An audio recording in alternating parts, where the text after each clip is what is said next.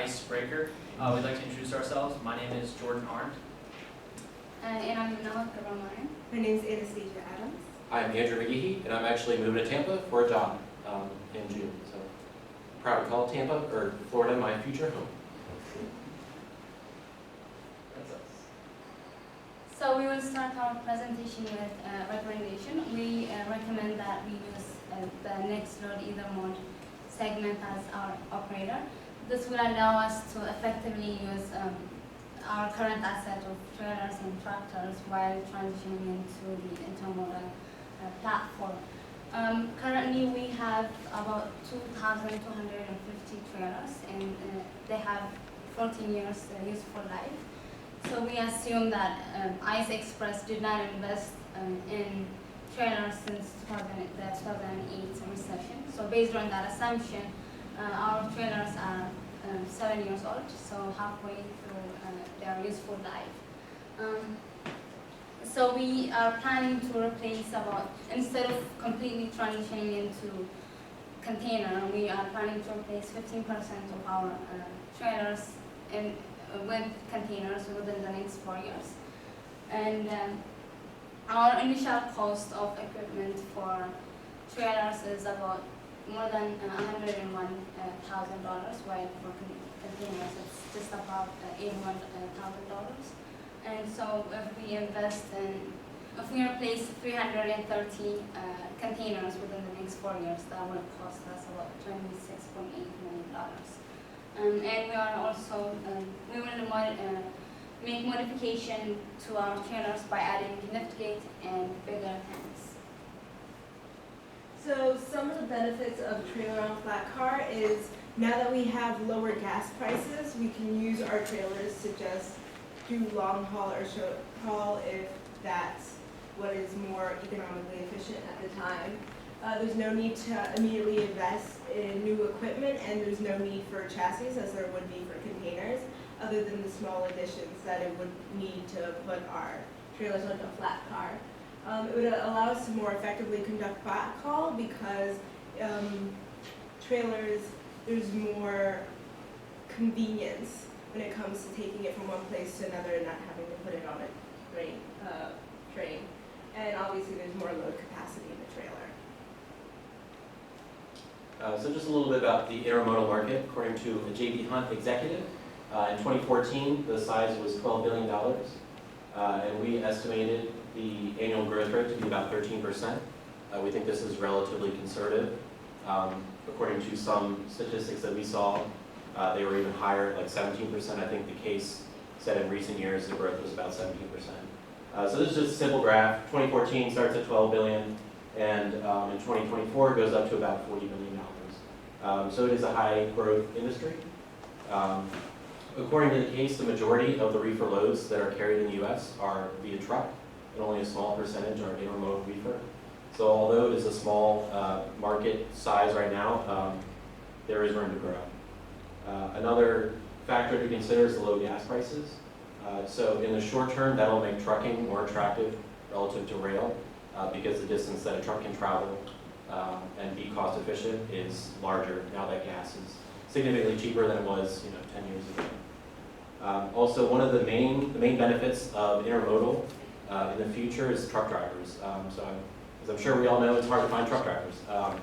So as the case stated, the benefits of rail, you can put 280 rail cars on a train and then just have one driver, whereas on the road, there'd be 280 trucks, 280 drivers. So a lot less labor and a lot less, just a lot less labor. So some of the equipment costs that we calculated, the refrigerated trailer, if you subtract the salvage value and include how much it costs to maintain the refrigerator and the trailer itself, is actually $101,500 for its lifetime, not per year. For the refrigerated containers, same thing, $81,100 for its lifetime. But if you calculated it per day, because the lifetime of the trailer is longer, it comes down to almost the same price, about $1 more per day for the trailer. Maintenance per day for the trailer is around $5.25, container $329. Ownership, maintenance, and fuel costs is negligible difference, about $1 there too. Of course, we have to consider chassis costs. If we assume that we're using the container 365 days a year, the cost would be $4,380, and you can do a percentage of that, add to the cost of your container to maintain and use it. So the second set of questions, we were asked about load capacities. So these are some simple algebraic calculations I did. I think two of the biggest takeaways are that if you have a container and a lightweight dray tractor together, you can carry the most amount, both in terms of weight, so 49,000 pounds you can fit in that truck, and cubic capacity. So it's 3605 cubic feet in a container, or sorry, in a trailer, whereas a container is a little bit less at 3476. A container, if you use a container and a long haul tractor, that is the most severely weight limited because of the long haul tractor, the chassis, and the container, so you can only carry about 40,000 pounds in that truck. So as the second question in the questions we got last night asked us this particular problem on how to move lettuce, candy, and meat intermodally over the road and intermodally using containers to these three places. The first one was for the cost of diesel at $1.75. As you can see for move one, which was our longest distance from California to Chicago, container is the most cost efficient, as we will go into later on. Obviously, with gas prices so low and such a small distance for move two, which would be Pennsylvania to Ohio, we have over the road much cheaper at $6.85. Move three, which is about a medium-sized load, especially with diesel at $1.75, trailer over flat car was the most cost efficient. This changes when the cost of diesel is at $3.50. For move one, again, the longest route, it's cheaper to do container. Move two, we're talking about a very short dray, almost move over the road, it is the cheapest. But for move three, which was our medium-sized one, container becomes cheaper at the higher gas price, which is rather significant, especially with the fluctuation of gas prices these days.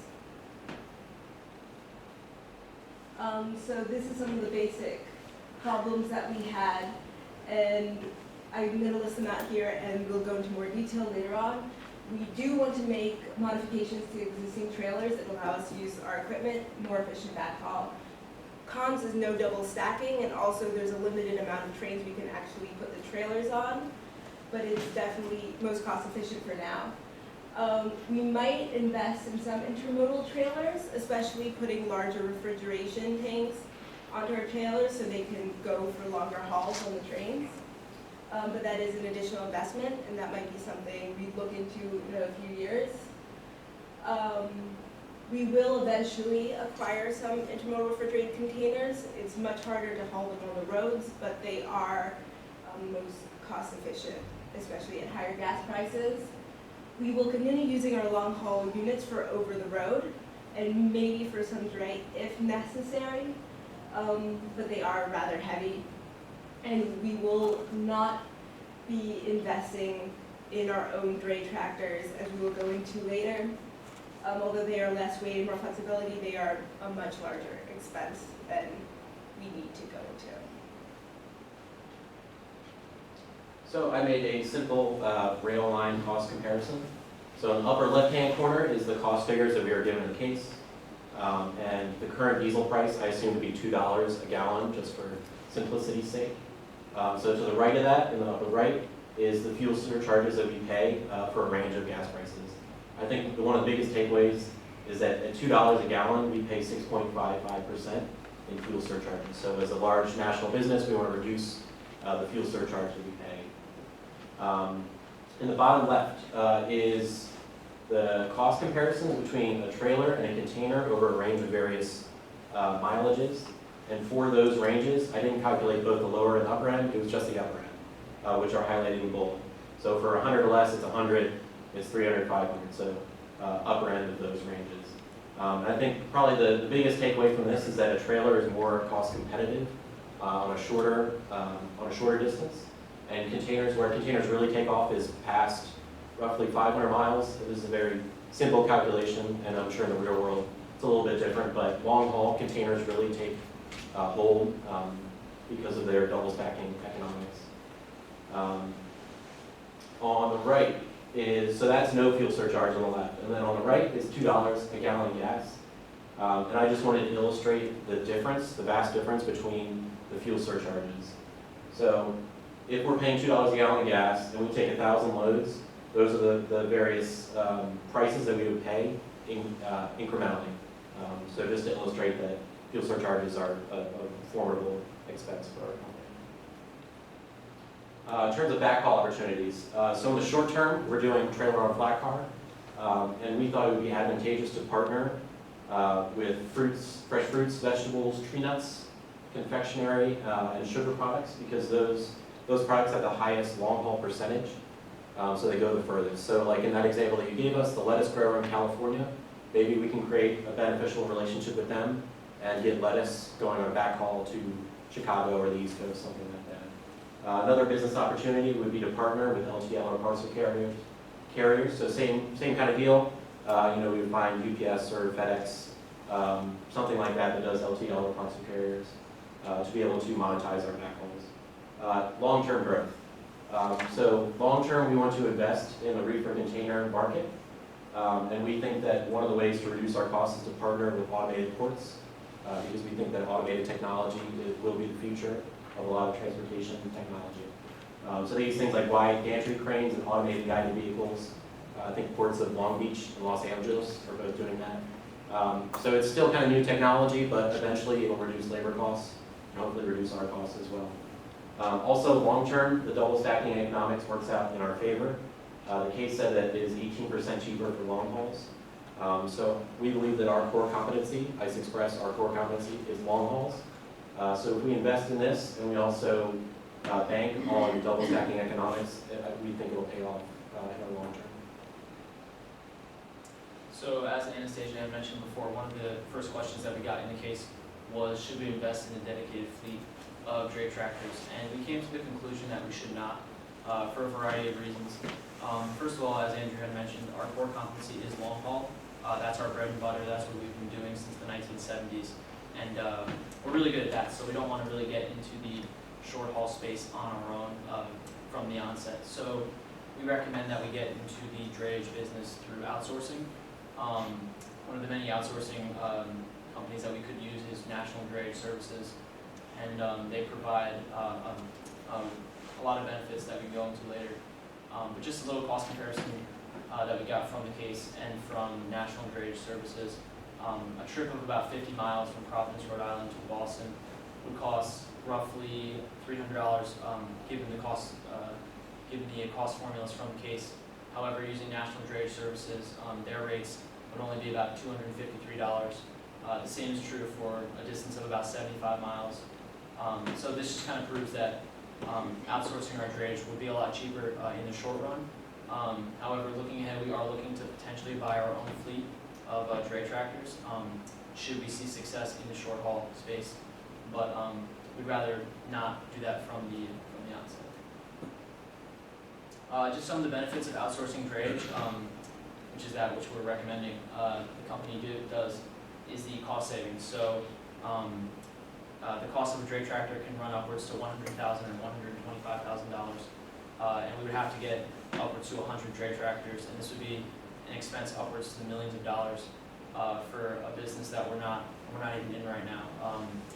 None of Ice Cold Express delivers under 300 miles, which is the dray, which is a range of drayage services. So we don't have experience there. The regulations, best practices would really be best served through outsourcing, as well as the reliability. Point-to-point delivery would much more serve our customers a lot better if we did outsource, as well as just state-of-the-art technology, so fuel-efficient vehicles, tracking on trucks. These companies that would do our drayage services can much better deal with customer support, centralized customer support centers, something we don't have yet. So CT Transportation, National Drayage Services, these are just two examples of companies we could go through to get in the short haul market.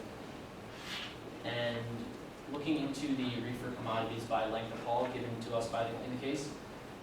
So Ice Cold Express delivers produce throughout the country, long haul. However, as you can see, fresh fruit, fresh vegetables, over 65% of the transportation shipping of those two products are done under 300 miles, which is a space that currently we're not into right now. And it's a real source of revenue that we're not tapping into. So we feel that outsourcing our drayage, getting into that short haul market could increase our market share, increase sales, and provide us with much better competitive advantage over other companies in the short haul market as well as long haul too, looking forward into the future. And just to quickly summarize what we talked about, timeline and partnership in the previous slides. In 2016, we had, as I said earlier, we have our 2,250 trailers, and we will be replacing 15% of those trailers with containers by 2019 and transition into the intermodal platform. And for partnership, we can for long-term growth, we can partner with automated ports, and for backhaul long-term opportunities, we can partner with less than truckload or small parcel to handle our small packages in freight. So that is our presentation. Thank you so much for listening, and I hope that you consider our proposal. Thank you. Thank you. What was the thought behind the lift gates? Nice. Just Yeah. in general, Yeah. for our short-term strategy. Compared to buying a whole fleet, we thought that it was a minimal assets would be required to add the lift gates. It would add weight and it would add cost, but according to the case, What flexibility is that provided? we can go on the train or on the road and be able to lift heavier things off of it, and it allows us more operational flexibility. And what was the weight a consideration in your calculation? It was not, but it could be in future calculations. That's a good one. Did you do a CapEx analysis about how much the investment would be over your timeline at all? Capital expenditures to the equipment that you would think you would move into purchase-wise? It was relatively simple. It was 300 intermodal containers would be 26.8 million. I think what you remember the cost? It was 81,000. 81,000 per container and 101,000 per trailer. And so you had a slide on the chassis, Yes. and you had the chassis cost. How did you, wasn't clear to me how you were incorporating that chassis cost across the. It wasn't. That's why I kept it separate, because I couldn't find the rules on when you would have a chassis and how much time the container is on a chassis compared to on a train compared to when it was a warehouse. Right. So I did not include it in the previous calculations because I couldn't accurately find out how much we were going to use it. So the $12 lease cost is when you have a chassis, Yes. that's the cost, but you weren't sure how often you would need one. Yes. Okay. Question, you were looking at $1.75 and $3.50 for fuel. Did you look at what the break-even point was on each one of those options? It was where it shifted, you know what I'm saying? You know what I'm asking? Between trailer and container, the economics. Right, where did the price of fuel make that change? Oh, like the dollar point Yeah, between yeah. 175 and 350? We Yeah. did not. No. Okay. So Andrew, could you back up a couple slides? There was something on cube per trailer. Yes. Yeah, just would like to caution you, just going forward, 3605, if you were doing a calculation, that's probably more water weight, water cube versus actual cube if you get product in a trailer. So if you were doing your analysis, you'd need to know your product, because if it's on pallets, you've got space in between your pallets and what have you. Depending on the weight of your product how it's being shipped, it can skew your numbers if you were, What's, water cube is the Well- terminology? That's a term, it's a maximum water cube, and so you typically load it as a percentage of water cube. So, you always measure that percentage based on the mix of product you have and whether you palletize your slip sheets and that sort of thing. So you might be 95% of max cube capacity, or depending on the product that you have. So Okay. you're gonna need to know that. just as a caution. And this, because people like Frito-Lay, they load 97% max cube Yeah. because they're shipping 12,000 pounds, Yeah. and they can't use a reefer trailer because they can't put the boxes 6 across. Right. They have to turn the last one, and so they get 10% less cube in the trailer when they run a reefer than a regular drywall, so you just need to know that. Yeah, just keep that in mind when you're doing your calculations, you gotta know your product, because Good question. Some things- Your client, what's their, Yeah. what's their cubic? It's dimensional, it's kind of dimensional pricing that you're seeing in the small package today. There's a big box that doesn't weigh anything, Yeah. costs a ton of money now, didn't used to. Different direction, did you take into consideration any additional costs for managing it differently than you do the other road? Because now you have different touches and you have more touches on it. That was not a consideration, no. We just calculated the cost of how much it costs for us just to ship. Did you look at any monitoring systems for your refrigerated capabilities? It was just GPS tracking. And you also mentioned, so I noticed two things. One, you talked a little bit more about working with automated ports. Yeah. So were you talking about international container ports? You mentioned Long Beach and LA. Yeah, just like in the general intermodal space, we think that automated technology is gonna be the future.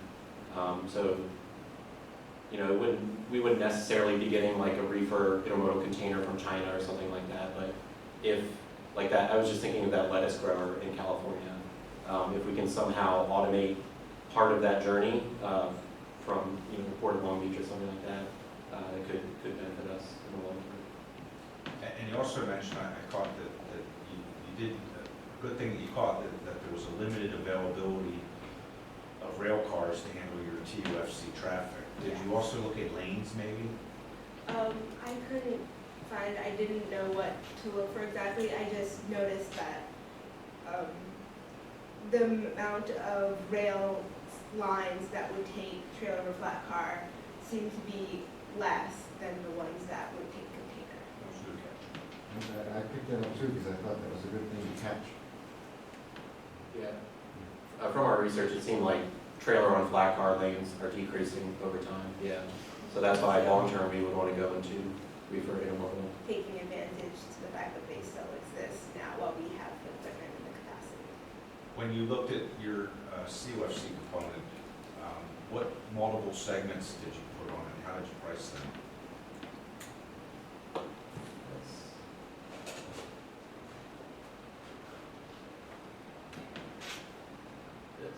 Yeah, I saw that you had a COC component, you priced it. I was just wondering what components were involved in that pricing. It was fairly simplistic, just the cost rate per loaded mile. So I assumed full train, you know, 100 miles there and then 100% empty going back. The terminal cost per lift is a little bit higher, so that kind of ties in with the automated, so maybe the over time automated will decrease that. One thing that I did not take into consideration was the double stacking economics. That was kind of hard to quantify. The case said 18%, but through the various ranges, it was hard to quantify that. So that 18% figure could decrease the container costs even more. So this is just the rail portion from terminal to terminal? Yes, Okay. yeah. With the lifting on and lifting off as well. But you did count the dray mileage, or no? No, this is just, Just the Rail line point-to-point rail haul? Yeah. Oh, okay. the drayage was, Jordan talked about NVS outsourcing that. Right, That but that would be in addition to these costs. Yes, But when you did the charts where you took the three. That include- categories, yeah. You added that in. the gas, Yes. yeah, the 175 and 350.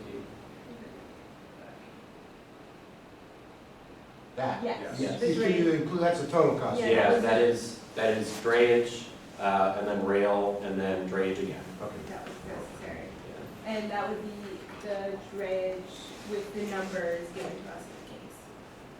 And move 3 was interesting, because the rail terminal, the drayage was like 300 miles. I don't know if you, it was like Garden City, Kansas to, I forget where. One of these, City, Missouri. yeah. City of Kansas City. It's about 318 miles. Just an interesting case that I'm sure that exists throughout the country. Drainage. Every day. Yeah, and that's part of the problem with intermodal. Yeah. Okay. Go back, you had mentioned something of the LTL using UPS and FedEx. Go back to that and talk about that a little bit more. Because you're talking about refrigerated cargo here. So how does that play?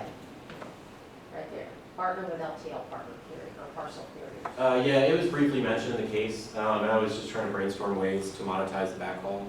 I don't know if it's a regular practice to put small parcel in a refrigerated carrier, just like without it running.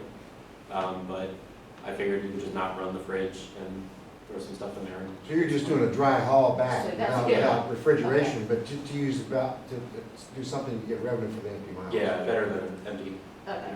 The case did say that about 18% of our hauls are dry, so we figured it would probably the backhaul. It does work, you just don't get the cube that you get Yeah. in the other ones, but you get some revenue if you're gonna do Yeah. that, yes. Better than nothing.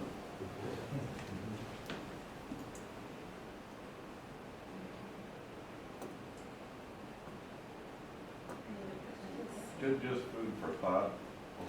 Nothing wrong here, but, you know, it seemed like you were leaning very heavily towards TUFC, your trucking company, that's your core competency. One thing I would recommend if you was in the real world is consider multi-mode. Look at your truck lanes, where you need to get trucks out of to a better spot that might be a railhead that you could, you know, you might run 500 miles off the East Coast and, you know, get to Chicago where there's good rail service that's moving on west. Keep that in mind that you can do a combination of both to move your equipment, position it where you need it. If you get a backhaul out of Chicago, you can run it to Chicago and put it on the train there instead of Right. putting it on a train in wherever. In Boston. Philadelphia or Yeah. Boston or whatever. Okay. Lots of combinations. Yes.